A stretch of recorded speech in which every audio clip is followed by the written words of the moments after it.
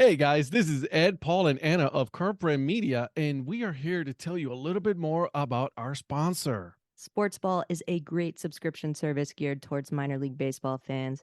Each box features a different minor league team. You get a box every 3 months with minor league baseball gear, including different styles of hats like Ed's favorite, the dad hat. The cost is less than $12 a month. Proceeds from each box goes to More Than Baseball, the only nonprofit dedicated to the well-being of minor league baseball players. We all know that Parents' Days are coming up this summer, so if you've got a mom or a dad or a grandma or a grandpa who are particularly difficult to buy for, but you know they're baseball fans, this is the answer, guys. Meet your new favorite team at sportsballbox.com. Is there anybody there?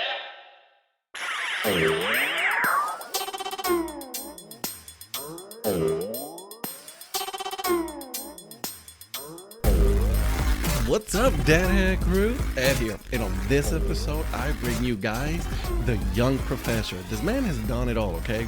He's hosted Trivia Night. He's done emceeing for wrestling, and he's also the voice that you hear at the Daytona Tortugas. He is your MC for that team. He is a good dude. We talked about baseball, his past, how he grew up and became a fan of the sport, and then also how he approaches the, wrestling and baseball at the same time. All right, guys. So without further ado, I'll give you the episode. All right. Well, I want to welcome you guys to yet another episode of Dad Hat Chronicles. Obviously, I'm Ed, and with me today, I have a special treat for you guys. I have a guy who is, he's done a lot, guys. I'm not gonna lie to you. Okay, he's done a lot of emceeing, Daytona Tortugas, wrestling commentator and announcer, game host. I mean, this guy has done it all. Okay, I'm excited. So I'm going to talk to you guys. His name is the Young Professor. He goes by Professor. So we're going to go and go with that. Sounds good? Ed, thank you. What's up, man? How are you? What's up to everybody at the Dad Hat Chronicles? Oh man, I'm excited. When I was you reached out, because I was obviously making a call to everybody who wanted to be on. We talk, and I was like, oh man, this is gonna be fun. You do a lot, so I want to get to know about you. I'm gonna ask my first question, that the only question I ask, and then we'll go from there. That's wrong. Growing up, how did you become a fan of sports overall? Oh man, it's not a typical story. I didn't grow up in a very sports heavy household, to be very, very honest with you. Mhm. I'm 35. I'll be 36, so I'm not that young anymore, even though I go by the Young Professor. Unfortunately, I still look young, as my children age me more and more every day. Isn't But that the truth? but I guess in that era, my father worked a lot. I don't know how it was in your house, but my dad worked like a lot, and he was Mhm. always gone. And he wasn't a big sports guy either. Came from kind of a mixed religion household. My father was Jewish, my mother was Catholic. My mom didn't follow any sports. Her dad did. My dad didn't follow. He played everything, I guess, growing up, but didn't really talk about it or watch it. So I didn't really grow up with sports. I played soccer up in New Jersey. That's where I'm from. So that's kind of what everybody did, what all the kids did. It was, I guess, easy enough. And it's good motor skill coordination. But Mhm. that was kind of it. But the only team that I ever had any real affinity for, and it was really because it was all my grandfather ever wore, and if I went to his house or down to his basement bar that he had, was the New York Mets. He was a big baseball fan. He was Love a it. lowly Mets fan. My parents had they won the World Series in 1986. That's the year I was born. I was 7 months old at the time, 7, 8 months old. And there's a picture of my father sitting with me on the coffee table with a little Mets hat on during Game 6 of the World Series during that big crazy rally comeback, because it was such an amazing thing. So What? that's the only team I had any real connection to.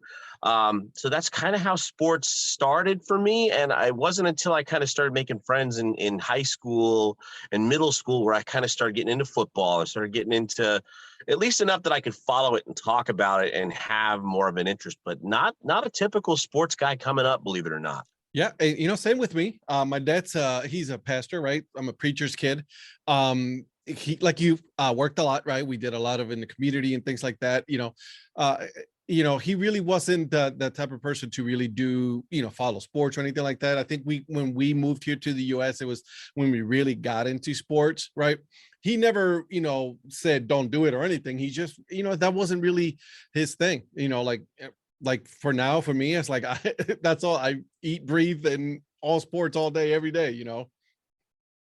So Yeah, I so get let it. me right, exactly. So let me ask you, where, how did you come up with the name, The Young Professor? Tell me how that came about, all of that. So my real name is Matt Grafer, Mhm. which I don't have a problem. I like my name; it served me well. But Matt is it's I guess the first name of the New Testament, and it's therefore I guess not that memorable. As soon as you tell people you're Mike or you're Mark, or it's very vanilla. It's ordinary. It's general. I'm Ed, so I Um, get it. Yeah, exactly. And like it happened to me last week at church. We started going to a new church about a month ago, and I met a lady, and she's like, we met, and I'm like, we did. I'm terrible with names. I don't know about you, but I'm Me awful too. remembering. And I'm an announcer, which is like the worst thing in the world to not be good at. But she's like, Mike, right? And I was like, no, God, like this is why I don't do Matt. This is why I don't even do that anymore. I just tell people it's like just Professor. They're like, really? And it's weird for people sometimes. And I'm like, but you remember it. Like there's not many other guys but I was actually a college professor at 25. So actually next month, God, I hadn't thought about that. Next month will be 10 years since I started teaching college. I was a 25-year-old college professor. And Wow. when I started in entertainment, I was just Matt for a while. I started as a trivia host, and that was fine. And then I kind of wanted to have something a little bit more marketable, something with a little more marketability behind it. Yep. I was like, what could I be? And I was like, well, I'm a young professor. I'm asking questions, so that seems like a good idea for trivia. And so that's where I came up with it. And then when I started transitioning into sports and doing more, I just kept it because I kind of built a following around it, and it seems to work. People like it for everything. So it's something I guess we'll run with for a little while longer. Go for it, man. Hey, listen, it's working, right? It's and you It's not working. So exactly. And like you said, right? It's catchy, right? Same thing with the same situation. Like, if I was going to create a Twitter handle, like, I don't think Ed would have been the most, marketable thing. So Dad had Chronicles. Okay, yeah, that's more unique than, my very generic, name Edward. Right. Yeah, I mean that's what it's about. I mean, if you're going to start doing anything where you want a nice ring to it, I mean that's a good place to start. You've got to have a catchy name. You got to get something to bring you to the dance, to get people to open the door for you at least a little bit. And so that's where we landed. And even though I'm not young anymore and not professor, I'm a high school teacher now. But I was a professor for about 7.5 years. So I did it for the better part of a decade. Yeah. And earned it. And it works. And now it's just professor kind of everywhere I go. That's what people know me I as. love it. I think that's great. I love it. So, what was your first gig when you started doing all of this? You said it was trivia host. Yeah, I in the midst of my teaching, I was teaching in Daytona Beach, where I now also work with the Daytona Tortugas and with Awesome. Embry-Riddle for their basketball team. Where I got 2 games tomorrow night, men's and women's basketball tomorrow night. But I was there, and when I first moved here, I used to play trivia down there, and I was teaching college there. It was a night program, and I was teaching the bachelor's level of sports medicine and fitness technology, and we didn't have a lot of students enrolling, and they cut my program, and so I got let go.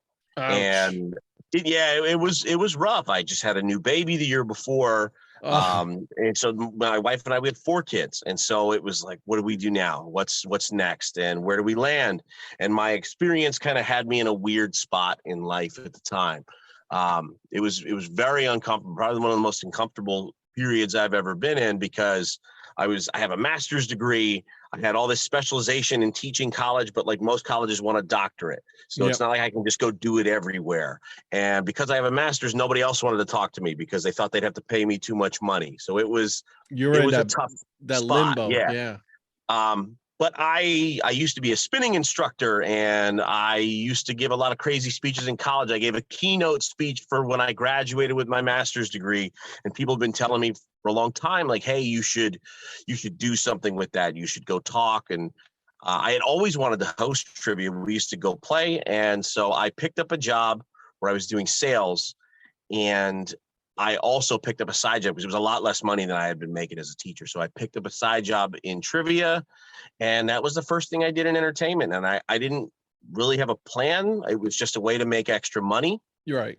And I did it for 6 years. I left trivia 2 weeks ago, actually. I finally have kind of moved on, looking into bigger things, but I did it for 6 years. And from it blossomed into this entire like side career, if you will, in entertainment, and has really added so much to me, helped me kind of sharpen my skills on a microphone in front of crowds of different sizes.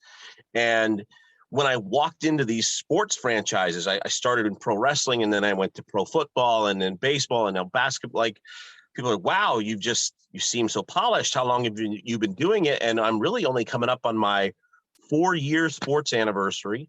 That's awesome, dude. But I got a lot of practice. I got a lot of reps, and trivia is where it all started. I mean, you got a hot mic for 2 hours.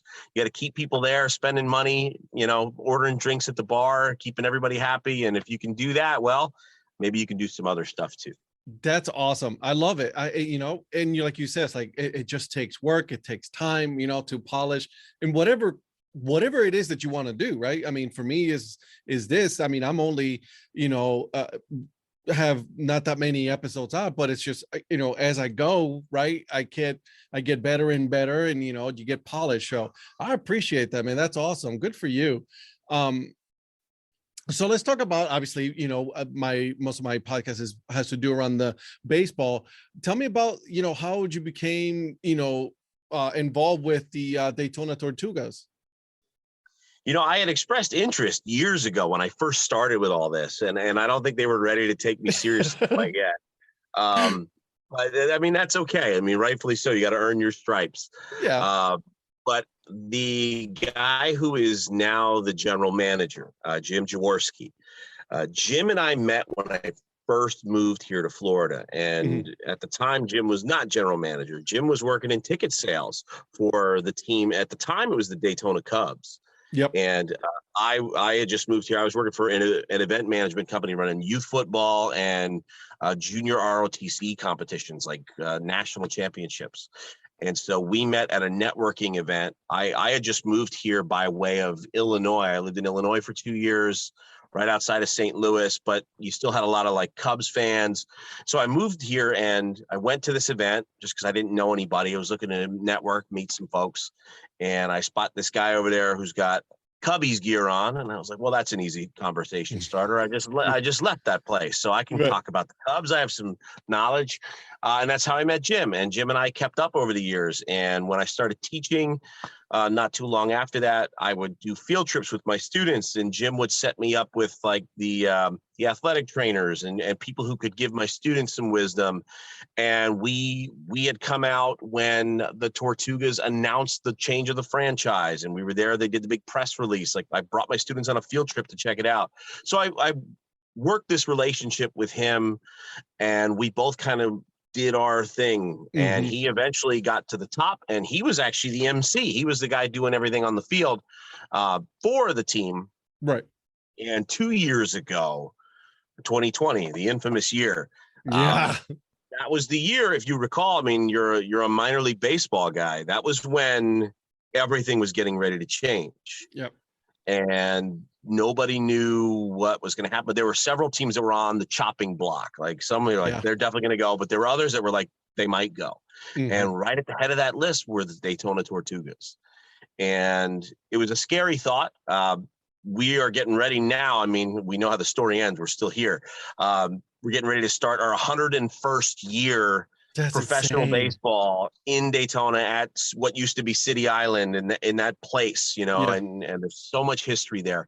I was just going to say, there's a lot of history involved with that little ballpark, dude, right there. That's where it happened. That's where Jackie Robinson played his first integrated professional game of ball. I mean, it changed professional sports worldwide. I mean, it happened there where we play, and we were on the chopping block, and there was a lot of community support. There was a lot that was being done to try and really rally behind and keep that team. And that year was going to be an important year for us. And I had gotten a call in late 2019 from Jim. He called me and said, hey, look, we've never hired somebody for this, but I've been watching what you're doing.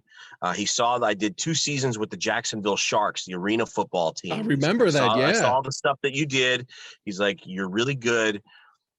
I think we're going to bring you in if you're interested, and we want to do all that we can to create more community engagement. And so I was like, oh, we've got a chance. We're going to save the team. We're going to save.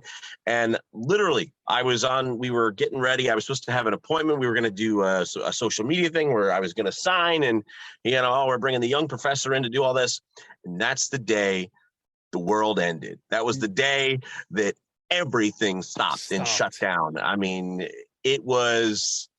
Talk about having the rug pulled out from under you. I mean, for me, of course, but for the team, that season meant so much to, like, we felt like we had so much to do to really show our worth and our value and why we belonged in the conversation, why they still needed to maintain some kind of relationship with us. You can't let that kind of history die. And we were going to go for it. And it was 2020 and it didn't happen. And so nobody knew. No baseball at all. It was rough. At all. And the changes still happened and the changes were still coming. But our community really did a lot to make sure that we stayed in the conversation, and the team did, and the press releases. And by the grace of God, and we made some stadium changes and some things, some more modern amenities needed to be added, which is one of the criteria that Major League Baseball is working with. We are working with their athletes, it's their pipeline. So that makes sense that you have to have some standard. You've got a 100-year-old facility. It's more like 110 years old. It was built in 1914. It's one of the oldest ballparks in America. It's That's awesome. But they let us through, and we still didn't. And then it was still COVID, and we didn't know. And finally, they were like, "All right, we're in, and you're in, and let's go." And so we had a season last year. Man, it was a great season, and we're already gearing up for the next one. That's amazing. I'm glad that you said that, because like there's so many teams that were on that bubble, right? When all of that was happening, when there's like literally chopping block, right? Here in Ohio, right? We had the Mahoney Valley Scrappers, who lost their affiliation to the then Cleveland Indians, right? But they were saved because they were moving to a prospect league, but nobody knew that, right? Right. The Appalachian League, right? How they all lost their affiliation, and now they're a league, collegiate woodbat league, right? Successful right now, but it's just that whole mindset that you have to keep yourself in, because all of that is happening in COVID, and it's just so many things. Yeah, it was very uncertain for everybody.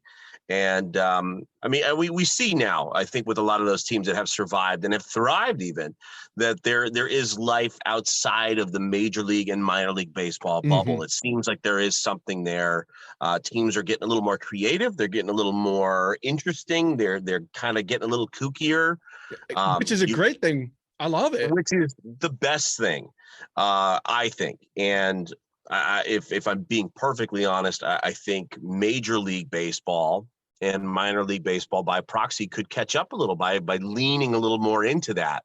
I'm sure we'll talk more about that. But I mean, you look at guys like a team that I did get to do some work with this past summer. I got to do a little stint with them for one game, and it was an unbelievable experience. That's the Savannah Bananas. I think those guys are changing the nature of baseball and entertainment and sports all together, I believe.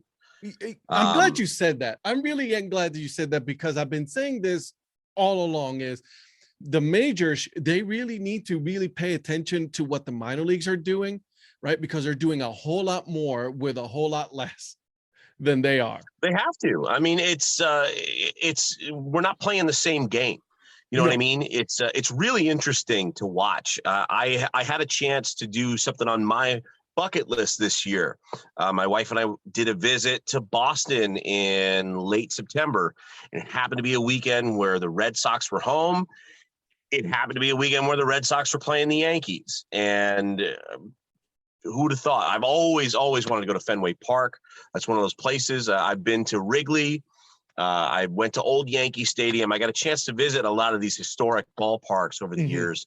But that was always one that I really wanted to go to. You see all the movies and all the film and the footage of the games. I mean, Boston, Fenway, Right. beautiful place, so much history, great fan base. We got there and we went to the game. We had a great time, but I don't think they did anything special. No, they At don't. all. I think they are lucky. I will go as far to say they are lucky that they have such a diehard fan base that just is in it for them. Because if they didn't, that wouldn't draw. It wouldn't be doing what it does. Like their history is their draw, and I think they coast on that. And good for them. But in that same conversation, that was the same time. And I talked about this on another show because we did it around the same time. I don't know if you remember, there was a post that went a little bit viral on Twitter. I showed, I think it was PNC Park. It was where the Pirates play out in Pittsburgh. Mm-hmm. And there were like 800 fans Yep. in the whole place for the Pittsburgh Pirates. Like, I know they're A not storied franchise. winning though. championship, but a storied franchise, you know? Mhm. I mean, The my most valuable- baseball hero, Clemente, played there, right? There you go. And Honus Wagner played there, the most valuable Yeah. baseball card ever produced. He came out of that franchise, and they couldn't draw flies. And that's a major league team, a storied franchise. Why not? And I think that the majors could lean in and do more. I think they're going to have to at some point. They're going to have to realize that entertainment now, you have to engage your fans differently. People are not willing to sit and just watch a slow game. And baseball, I think, probably as a popularity, it's got to be dying. I mean, you see the decline in attendance everywhere. Mm-hmm. And it's not that it's not a good game. It is, but you look at the attention span of just Americans and people in general in the world now, with the speed at which we get everything and how quick it needs to shift and transition. Baseball's not keeping up with that. And I think they're losing ground. And if they're not careful, they could lose a lot of ground and wind up in a bad situation. Lord knows that this whole, everything up in the air right now in Major League Baseball, right, with is the lockout and all muddying the that. waters. Yeah. It's very dicey. Yeah, and you're right, absolutely right. I think that and baseball is my favorite sport, right? But I'm also a fan of football. I watch basketball. I watch hockey. I mean, I watch all the sports, right? Softball. I'll watch anything, right? Right. But as you see, that conversation has shifted from baseball being the America's pastime to now the NFL being America's pastime. Why? Because they are force feeding and everything. They're being more imaginative with all with anything that they have to do. And baseball at least on the major league side is really not shifting at all. And it's mind-boggling, right? Because you're known as America's pastime. You're not a regional sport. Sorry, Manfred, but you're not, right? This is a national sport, and it's losing its popularity quickly. Yeah, and it'll be really interesting to see where it goes. But you look at there's a reason, I think, why a collegiate baseball team like the Savannah Bananas conquer ESPN every couple of months. Mm-hmm. And there's tons of coverage of it because they're doing it different. And then you'll see things at minor league games that go viral that are really kooky and interesting, because that's what engages fans now. I mean, you look at just the kind of entertainment we're consuming. It's hard. I mean, I'm a teacher in a classroom. I was having a conversation today. We went back today for some training before school starts back tomorrow. It's really hard to connect with kids now, because, you could see what I have here. I'm a colorful, you're interesting guy, and I'm engaging and I move and I'm passionate and my voice moves. I'm not Ben Steining everybody up in the front of my classroom every day. Mm-hmm. I don't have a chance against TikTok, against, these 10-second videos with 28 jump cuts and all these neon filters and that's what kids are used to. And technology is a great thing, but it's really one of those things that's just really killing attention span, really. It is. And it's really altering the way we view what we give our attention to. And it's not just kids, it's adults too. I mean, think about it. I'm sure you sit and watch TV. Do you sit and intently watch TV or are you sitting there? Oh, I've done it. Absolutely. I I'm mean, guilty of it. Absolutely. that's where we are. And baseball's still, stepping outside the box and, tapping your cleats and fixing your Yeah. gloves And God all right. forbid you share a clip on Twitter, Major League Baseball will automatically tell you to yank that off. Right. Right. Like you're not feeding into what even gives people the chance to want to cling more to your product. And I get it. I get the intellectual property argument there. I understand, but at the same time, you've got to watch what's happening. Right. But that argument, it's no longer valid because look at the NBA. The NBA wants you to do that. The NBA is like, yeah, go ahead, share it. Absolutely. Go for it. Yep. Why? Because they know that that because you're sharing and you're seeing, for example, LeBron James dunking, they're automatically going to know. It's like, hey, here's the NBA. Let's follow that. Right. There's the Lakers. There's this. And then you're coming right back around to it anyway. Yep. Exactly. And, yeah. And it's crazy. Yeah. Baseball needs to catch up. I really think so. And I hope that they do. Baseball needs to learn from the minor leagues, and that's the whole point right there. You're right. You're absolutely right. It's a shift of focus that needs to happen. Mm-hmm. Minor leagues are different in their approach. I mean, our mission is different. Our goal is different. Our customers are different. Yeah. I mean, you look at the price points for access to a minor league game versus a major league game. There's a major difference. Mm-hmm. It's not easy to take a family out. I've got 4 kids, I mentioned. So imagine that cost just to get into any event we ever go to. And we go to our fair share too, not just the ones I'm working at. We go places, we do things. That's kind of our I work hard and I dad hard. That's just the way I kind of talk about it. Yeah. But that cost, like to go to a major league game or go to an NFL game, oh my God, just getting in is nuts. And then once you're there, I mean, they've got your money. You're there for baseball. They don't even really need to do anything. You go to a minor league game, it's between $7 and $10. Food is more expensive than you might get at a store, but a lot cheaper than the majors. So, hot dogs are cheap and they've got, dollar dog nights and all you can eat nights. And then you've got entertainment because their bread and butter is engaging with their community and making their community feel like they're a part of something. And agreed. That's something I really learned this year was seeing all of our season ticket holders that were literally there every night. Every single night, these folks come out, they spend their entire summer with us. I spent more time with people that I had just met this summer than I did with my family. Yeah. And I'm looking forward to seeing them again in a couple months because that's what it is. And you create so many good community just links. And it's really a wonderful thing. It's really a communal sense that you get from minor league.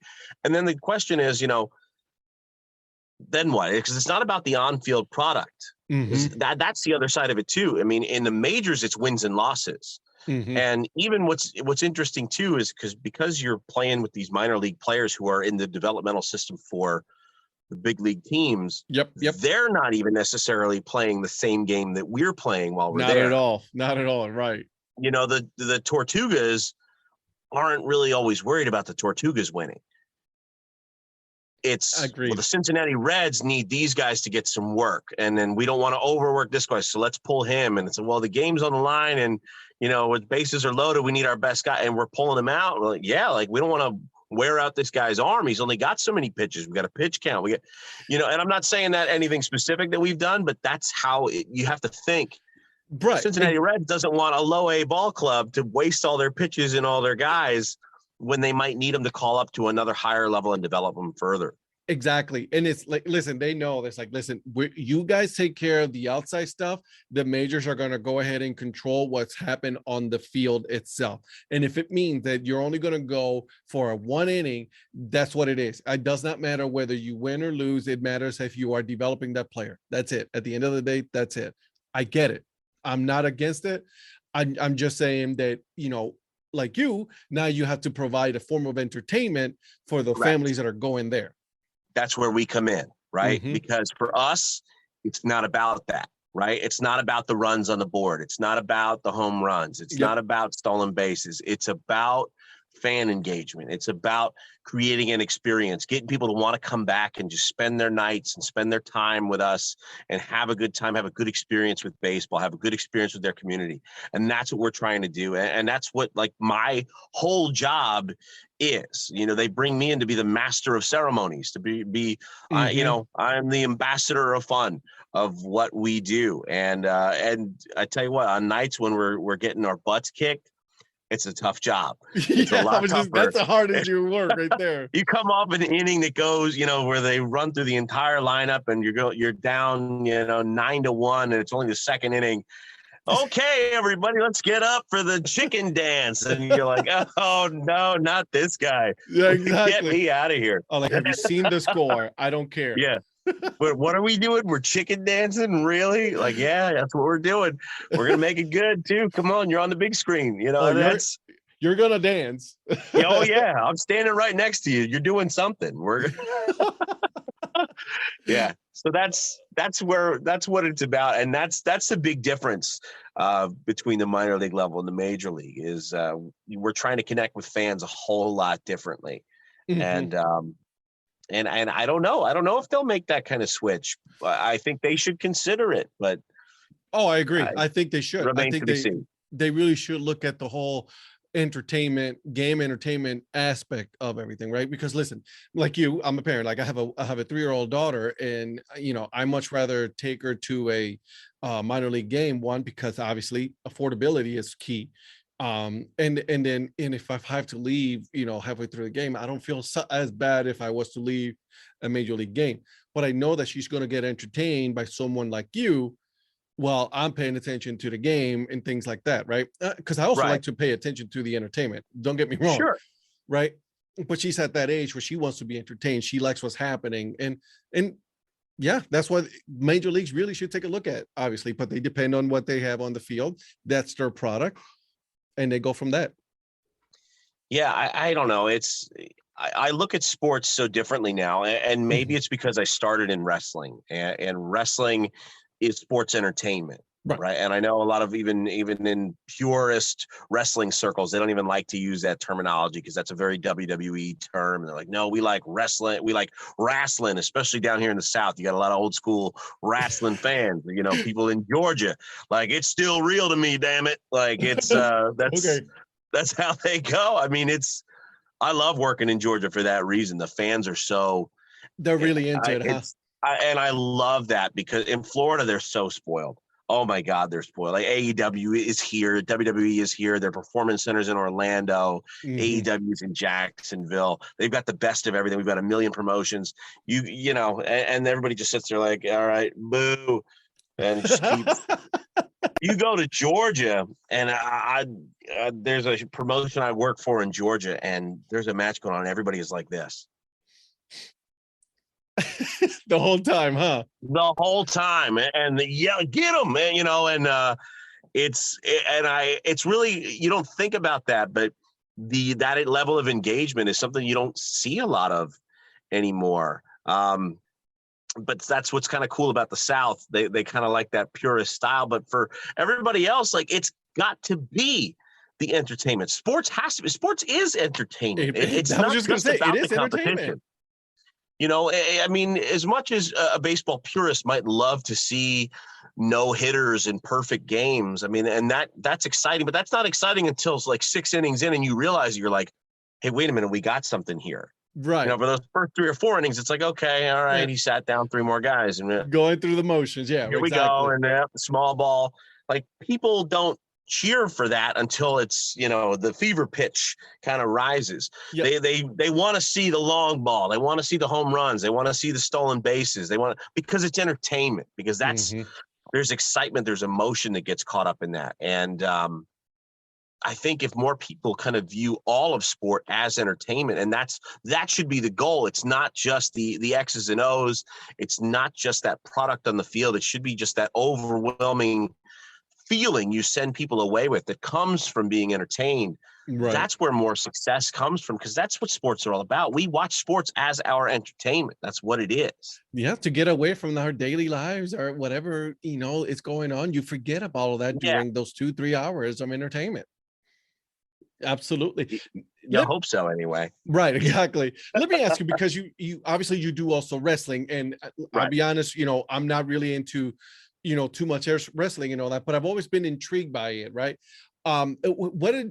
What would be one of the differences that you see between baseball and wrestling? How do you approach those two forms of entertainment?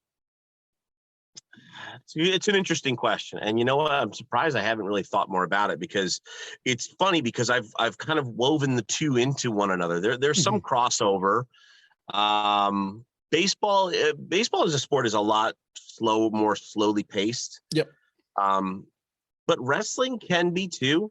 Mhm. These days, not so much. It's more the high flying stuff, guys flipping and diving and doing The acrobatics crazy and all that things. stuff, yeah. But you watch the older matches. I mean, once upon a time, it was very common that you would see guys like Ric Flair and Ricky the Dragon Steamboat go wrestle for 60 minutes to a draw, like all the time. And people got into that. It's almost like somebody trying to pitch a perfect game, Right. and small ball, a pitcher's duel. That doesn't fly so much in wrestling these days, but AEW just did that on TV a few weeks ago, and it shocked people, and people were into it. So there is a market for it. Right. It's got its fan base. The fan bases are different, but they have some similarities Mhm. in the sense that you've got your baseball purists that want to reject probably my side of things, all the nonsense and shenanigans that just keep, they want to get their scorecard, and they want to know where all the errors are, and they want to know who stole what, and what the count is. And same thing with wrestling. You've got guys that don't want the flips and the dives. They just want to see those old school bruisers go out and grab an arm and work a hold, brother, for the next 10 minutes of the match. But they're pretty different, and my approach to them is different in terms of what I do. I'm usually a ring announcer. I do commentary as well, so I do some play-by-play in wrestling, which is also different than doing it for baseball. But in baseball, I can be a little more over the top, believe it or not, for my role. I actually have to be less of that in wrestling, because if the announcer gets too crazy, it takes away from the other guys putting on the show. Like, they're putting on that kind of show. Yeah, I was just gonna answer. It's like, you're not the draw in wrestling. You're Right. just commentating on what's going on with the actual Right. draw itself. Or moving it along and keeping people engaged in the downtimes in between, and then letting them go do their thing. Whereas in baseball, it's the opposite. The downtime is where we get up and we try to kind of hook people in, and that's it is almost a very different side of what I do. I've never Gotcha. really thought about the differences, though. So that was a good question. I'm very proud of myself on that one. Now look at that. Yeah. So let's talk about your outfit, right? Because that's part of your persona when you're doing this, because I don't know if you follow him, but Eric the Peanut Guy, he does the Tri-City Dust Devils, and he has his apron, his hat, right, and his bow tie and all that, and that is his persona when he does the NC at the Tri-City Dust Devils. So how did you come about with doing your outfit and all of that? Initially, it was not what it is, and I just started just like I said, in wrestling, right? You don't want to be too much. You don't want to take away. And that was always what you hear, is don't take away from the guys like that. It's not supposed to be about you. So it started with in fact, I didn't even start with a proper suit. I'm ashamed to say. I started with just like polo shirts and a jacket, a little more casual. I worked for a much smaller promotion. But about a year in, I got a chance to do a show. Actually, they're having that show again this weekend, which I'm not working because I'm working a basketball game. But I got to work a charity show with Elijah Burke, who's a former WWE guy. He just was NWA champion, and he's on NWA's TV show, and he's a Jacksonville guy. He's like the first like guy who ever did anything important that ever gave me a chance outside of the home promotion where I worked for that first year. And so I bought, do I even have it in here? Maybe, I don't know. All my other suits, I have to have a whole section in my garage just for all of my suits. I'm not kidding. This is just like my day-to-day wear. I love the shirts, by the way. I'm a huge fan of them. They're cool. And it's turned into that, like I have to be that all the time.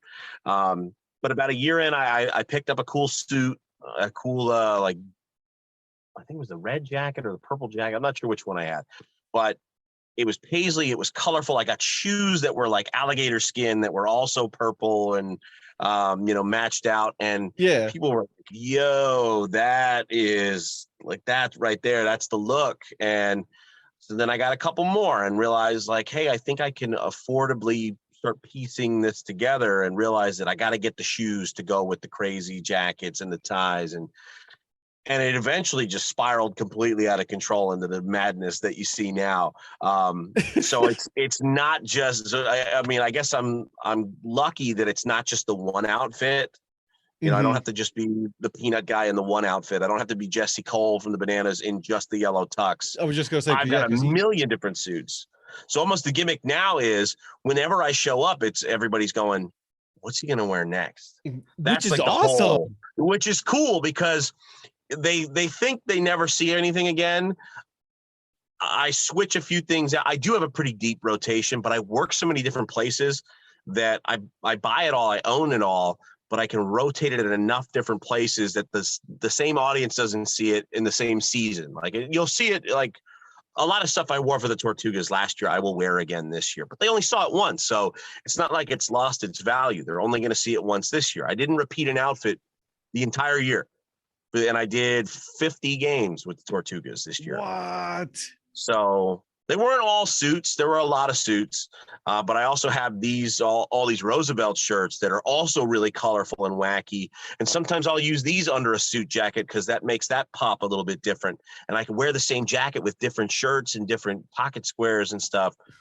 It was an evolution. It was something that and once I started doing it, I started getting a lot more bookings. I started getting a lot more requests. And it got easier to start asking people like, hey, do you need somebody? Like, yeah, we've seen your stuff. Now, I mean, it's not that I still don't reach out to people, but more people reach out to me now than ever before. That's great. And my calendar stays really full, and I have to turn people down, and I don't like doing it. But I can only be in one or two places on a Saturday, depending on how it works out. So, that's crazy. So yeah, it has turned into all this craziness. And luckily, when I do my taxes, this is all considered my uniform. So it's tax deductible. I mean, even better. Even better. Tools of the trade. There you go. It's, first of all, you can never have enough shirts, or, in my case, I can never have enough hats because I have to think about, all right, which one I'm going to wear today, which I'm going to showcase. So I'm with you there. I can completely agree. And a lot of our, the minor league community will agree with you on that one. So let me ask you, because you also do your videos on Instagram, and I love with your family. I think those are so you've been watching those. All right. Yeah. Oh yeah, absolutely, man. So, and I'm sure, like in your family, my wife is very supportive of what I'm doing. My daughter's involved when I make these videos that had videos and all that. I really do appreciate the fact that your kids are also in it. That's awesome. Do they always want to be in it, or is that something you got to all right, come on guys, let's make a video kind of situation? It's a little of both. My two younger kids are always down.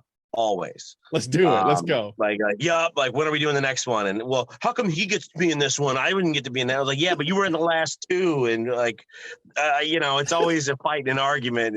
Nobody sees all the nonsense, and they just see the 30-second clip. Like, oh, that was cute and fun. I'm like, you have no idea what went into that. 15 hours, just so you know, just to get them to stop arguing long enough to put this together.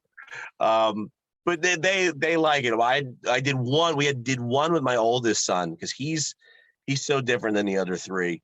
The other three all are constantly jockeying for position and wanting to be on top and have the attention. The three of them. Yeah. Oh my God. But the oldest one, he's like please leave me alone. Like, I'm don't just talk gonna- to me. Don't don't. look at me. I want nothing to do with any of the nonsense that any of you are doing at any time. But we did, I think it was like Christmas Eve or Christmas Eve we did it. And I was like, bro, you got to be in this one. And I was like, I have an idea. You could be mad. And he was like, all right, we'll do it. And like, it was one of those things where people, because like the people that know us know that we have this kid that hasn't been in the last 25 videos. They're like, oh, he made it. He got it. So it was fun. It was, and that was a whole new thing that we did that we'll keep it ongoing because I think it found a small audience. It got too much to do it every day. It was nice to do as a 25 days of Christmas, but we'll probably do it once or twice a week, I think, going forward. But they like it. I get it. Hey, listen, I only do it once a week with my daughter just because I know how it goes. It's like, all right, come on, baby girl. We gotta make it. We gotta make a video. I'm just gonna watch cartoons. I'm like, fine. Yeah. So you only got so much time you can do this. Yeah. You got that special time because if you don't after that, forget it. You're not gonna do it. Yep. I get it. Trust me. That's great. I think that's awesome. Just to see the family engagement, in your craft, because that's what it is. You've created all of this from nothing and, into a very successful business, and it's hard. And that's one of the things I'm trying to do this year is I'm trying to get a little bit back to my roots in a way. I've been very fortunate. I've been very blessed to grow my entertainment pursuits into what they've become. I think there's still a lot more room to go, and there's certainly some goals that I have and some things I want to do. I want to shoot higher. I want to aim higher. But now I'm finally at a point where I feel like I can do more quality and maybe less quantity. And that's a big difference because I did a post last week.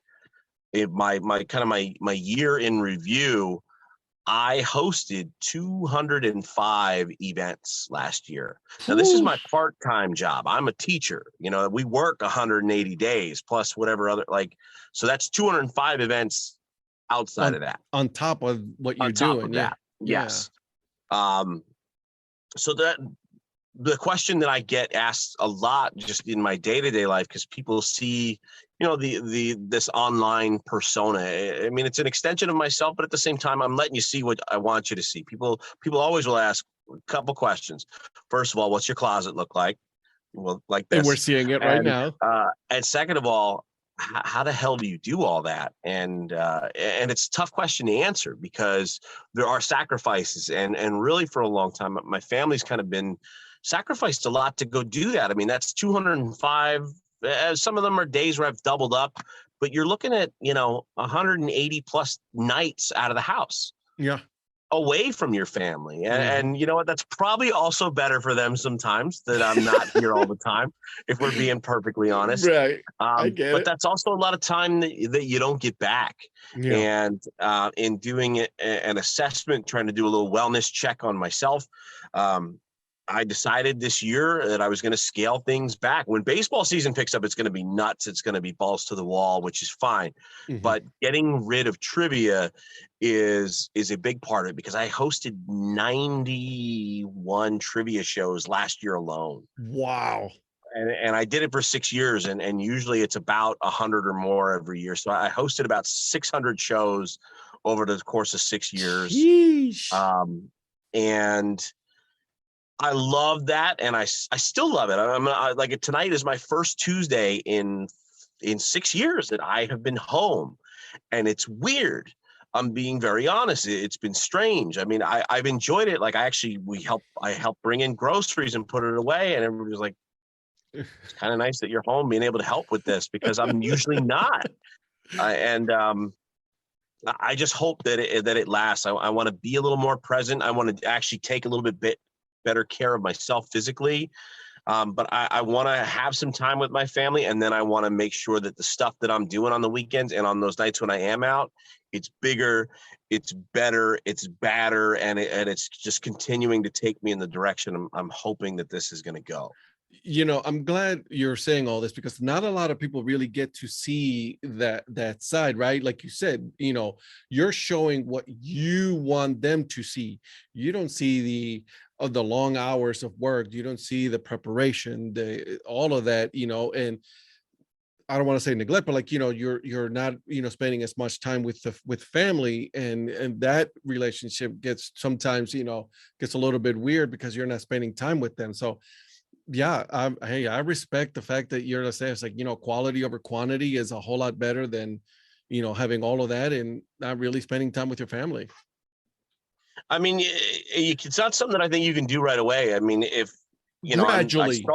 I started this, I started trivia at 29. I started in sports at 31. That's a late start to do anything in entertainment. I mean, Yeah, I'm 40, my man, so I get it. yeah. People say it's a young man's game. I understand that because I'm trying to do this and then still hold down a regular job and still be a good dad and husband. And it's a lot when people ask like, how do you do it? I'm like, I don't sleep. Like that's really the answer. I get 5-6 hours and okay, here we go. Want to spin me up, give me a little more caffeine and let's go, because this energy you see is not all me. Like it's got to come from someplace. And it's not always going to be there. No, it's not. And I've done so much quantity wise in the last few years that I feel as though I'm finally at a place where I can sit back and the things that I'm doing are making a little more money for me. I don't have to work as much. Whereas before I used to just snatch up and grab everything because that's what it takes at first. Like you need the reps, you need the repetitions. If you're not out there, you're not getting it. And I'm older. So I got to catch up to anybody that's got, I've got guys that are my age that have been doing it for 10, 15 years, but I've caught up because you're 205 hustling events in a year, keep up with that if you can. That's kind of been the gauntlet I've been laying down to everybody is like, look, and it's weird. And especially with wrestling announcers, it gets very competitive. And everybody, oh, look at this. And how does he get this? And he's only been doing it this long. It's like, man, outwork me. Please outwork me. Grinding. And like if you want to hate me, that's fine. But you can't call me lazy. You can't say I'm not doing it the right way. You can't say I'm going behind anybody's back or I had any favors. It's just been work. You put in the now work, it's man. like, yeah, it's do the work. And I think a lot of people don't want to these days. I mean, They you look want at how the many people are fame, they hiring. want all of that, but they are not willing to do what is necessary, invest the time and then invest money in it because it's not cheap. I mean, even by me running a podcast, there's an initial cost that you have to do, and then you still got to maintain that, right? My headphones break, I got to buy new ones, new equipment and all of that, new laptop, and it's not cheap to do all of that in order to maintain the level of entertainment that you want to put out there for people. Well, not to mention your time. Okay, that's time away from other things, and it's usually probably late like this, right? Because I imagine you work during the day. I do. Podcast ain't paying the bills. I got kids. I get it. Like 205 events, even though like I made pretty good money with it last year, that ain't paying the bills. Nope. So I do a lot of podcasts, and I do because this is work. This is me on the clock right now. This is me continuing to build my brand, to get out there and do more. And that's not just a key or a tip for anybody in my line of work or in the podcasting world. That's for anybody. Like if you want something, you got to work. You got to grind, and it's hard now. It's really, really difficult. But if you're motivated, that's what it takes. And if you don't want to do that, fine. But don't hold it against somebody that did do it. Because we only show you the easy part, right? You see the finished videos, you see the pictures. You're like, man, that looks cool. You don't see the hours on the road. You don't see the hours sitting there getting your oil changed and your hair cut every 2-3 weeks, and the equipment that breaks. And every time I blow out a pair of shoes in the heels of my shiny, stupid shoes that I got to wear out there because they're not meant for what I do to them. No, like people don't see that, but if you want to get there, you've got to put in that kind of effort and that kind of hustle. You're right. You got to put in the time, like for me, yes, we're you and me, it's, what, 10 o'clock at night almost now. And we're talking because this is the time that we both have time. Right.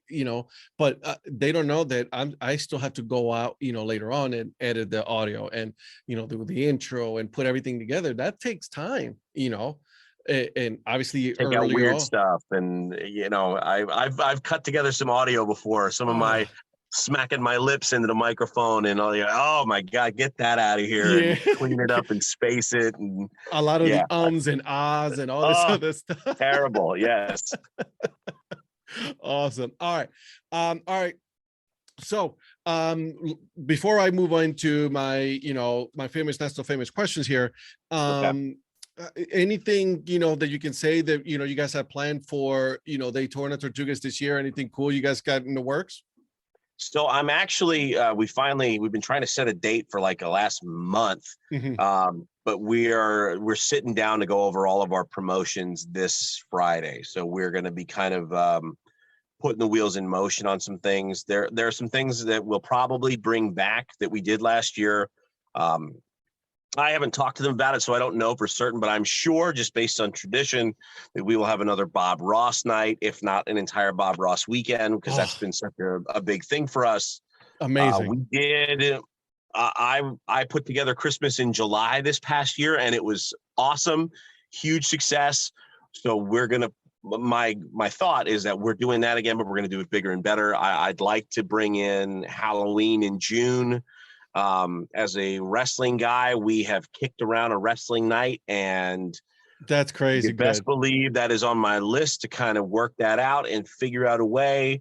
I don't know if it will. There's a lot of coordinating that needs to go down, and the weather, and we've got some things in the pipeline that I think are going to be fun. And we did so much last year with so little, coming off of a non-season year, right? Exactly. And then coming back to a crowd that was reduced to 40% of what attendance was pre-COVID. I mean, that's a 60% drop off, but still a success. We with that 40%, we did more than they did before. Like our Tortugas Care Foundation, the charity organization that's a part of our ball club that gives back to sea turtles and to youth baseball in the community. Love it. We raised more money this year than any year ever before, with 40% of the attendees. And I think that is the biggest statistic I can drop, and as a testament to not just what I'm bringing, but what our team did behind the scenes, all of our 50-50, the crew we had out there. We didn't have we could have used probably about 30 more employees out there. What we did with the number of people we had and the things we had to work with after a non-season year was a miracle. It was like the Hanukkah miracle. It was getting 8 nights of oil out of 1 night of oil.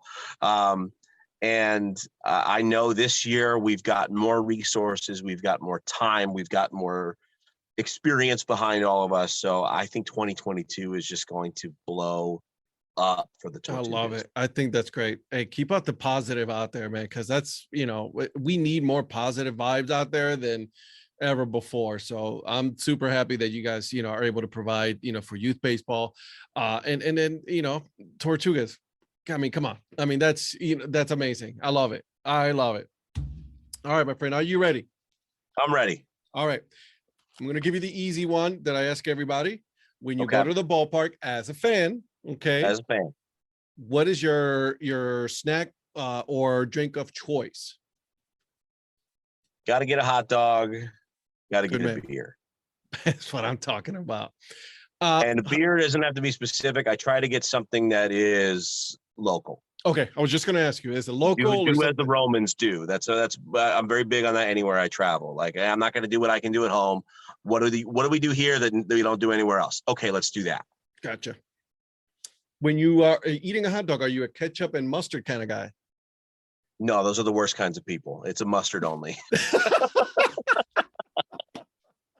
How dare you? I'm very. I believe condiments are very context specific. They only go with certain things, and I'm very rigid on this. Ketchup belongs nowhere near a hot dog. You're not a Chicago dog kind of guy, huh? No, I like Chicago dogs without ketchup, with the onions and with the relish and with the even the little pickles on them. They got mustard, no ketchup. That's very important. Now, regular mustard or spicy mustard, because there's ballpark mustard. I prefer spicy. Good man. Prefer spicy brown, but if in the absence of, that's fine. Got it. Love it. I absolutely love it. Okay.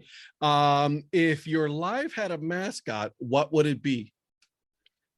Oh, if my life had a mascot, it would be a giant microphone. I don't know what an anthropomorphic microphone would look like, but that's what it would be. It would have to be. I like it. I like it. All right. Let's see. Cake or pie? Pie. Good man. My wife's a baker, and they're both good in my house. That's why I need to lose so much weight. That's why self-care is happening. But pie is my weakness over cake. I see a lot of cardio in your life, my man. Oh, I need it bad. I've been at least getting my 10,000 steps the last few days. I'm off to a good start. Yes, I got my eye watch, and I got to make sure that I get my 10,000 steps at least every day. It's hard. It's 10,000 is work these days, man. Dude, Most Americans only get 5,000.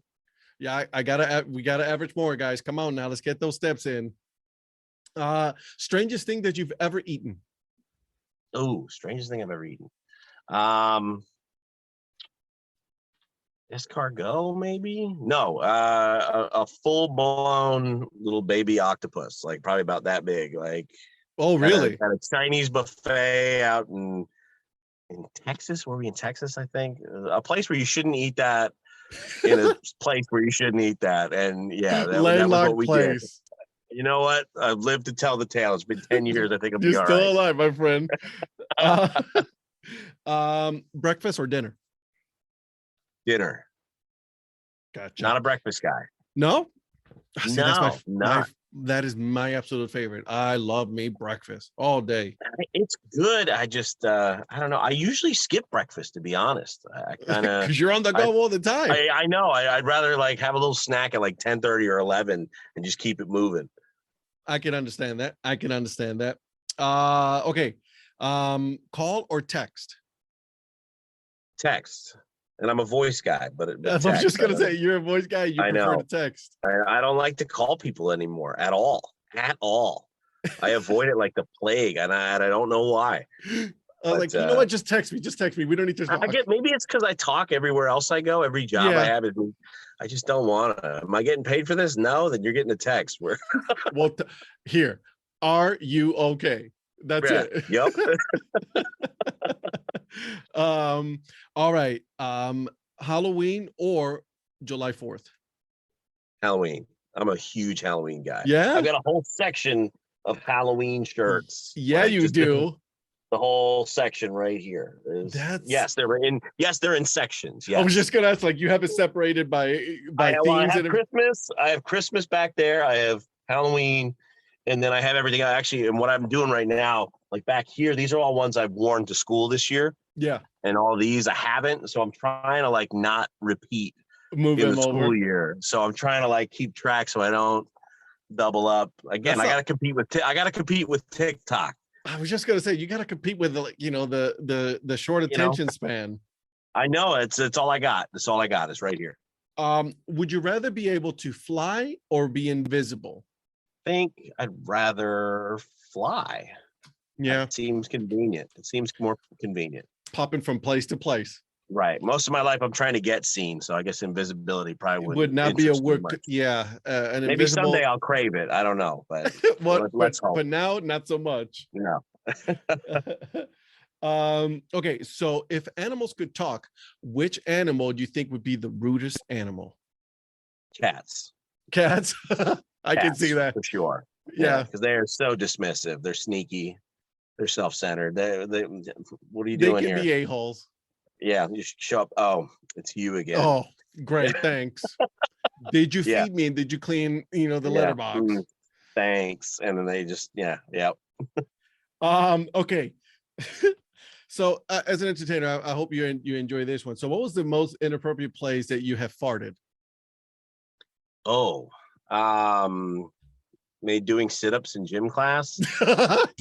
You know, you have one of those where you hit that diaphragm a little bit too hard early in the morning. That's why you don't eat breakfast, man. That's why you don't eat breakfast. So that don't happen. So you'll get that little squeaker out in the morning, just there it is. And everybody tries to pretend like it didn't happen, but it happened. We all know it. You know it happened. I know it happened. We're just gonna go ahead and ignore it. We're just gonna ignore it. But in the back of our minds, we know. We know. Oh my God. Okay. You own a boat. What is your boat's name? What is my boat's name? What is my boat's name? What would I name my boat? I'm a big Dexter fan. I'd name it the Slice of Life, the same as his boat name in the show. I like it. I like it. All right. Last question here. Excuse me. I apologize. Worst job that you have ever had? Oh, easy. I worked at a call center for a day and never went back because it was the drizzling, you know what? It was awful. So I'm funny you say that because I used to work at a call center. Well, you know, with Progressive Insurance, and then, you know, I'm no longer in that department, but I still work for them. Absolutely hated it. Yeah, I didn't even get to work with Flo, so I didn't even work at anywhere as big with a big name as that. It was a local. It's the worst. You know, just had a bad vibe. Yeah, that was why. Like the people that were there, I was like, man, this ain't it. Everybody hates it. You know, it's like, thank you for calling. What do you want? Yeah, that's how I did one day of training, and I was like, no, thanks. You know what? On second thought, I'll call you guys later. That was it. It's not me. It's definitely you kind of situation. Yep. All right. Well, I want to thank you for coming on. This was a lot of fun. Where can people find you on socials? Oh man, I'm all over the place. On Facebook, it's The Young Professor. On Instagram, it's at MG The Young Professor, and on Twitter, it's at Young Professor G. But if you search The Young Professor anywhere, by God, I hope that you'll hit on me. I mean, I think I'm the guy that comes up. Oh no, so, it'll happen because that's the one. Yep, you're there. So again, thank you so much. This was a lot of fun, my friend. Much good luck to you. I hope you achieve everything that you are going for this year, my friend. I'm sorry that I don't share your affinity for dad hats. They don't fit my giant head. And that's why there's so many hats for everybody. I say that. Well, I got fitted. Size 8, brother. Size 8. The big boys. The big boys. That logo is legit right there that you're wearing. I pulled out one of the gems for this. I pulled out one of the good ones. The Florida State League. Yeah, one of the last Florida State League. Yeah, hats I was just gonna say that's one of the last ones. Yeah. Yeah. So only the best. Good for you. I love it. All right, my man. Thank you. Thank you, brother. Thank you. Hope you guys enjoy that episode with the Young Professor. Make sure you guys are following him on Instagram, Twitter. All you have to do is literally put the Young Professor and you will find him. All right, guys? Now, before I go, you guys already know what I'm going to ask. Make sure you guys are subscribed to the episode and the podcast so that way you guys are always in the know when a new one drops. I'm going to be putting out some new content on the YouTube channel as well, so make sure you guys are following that as well, okay? All right, guys, so until next time, keep on grinding and always support the minor leagues. See ya.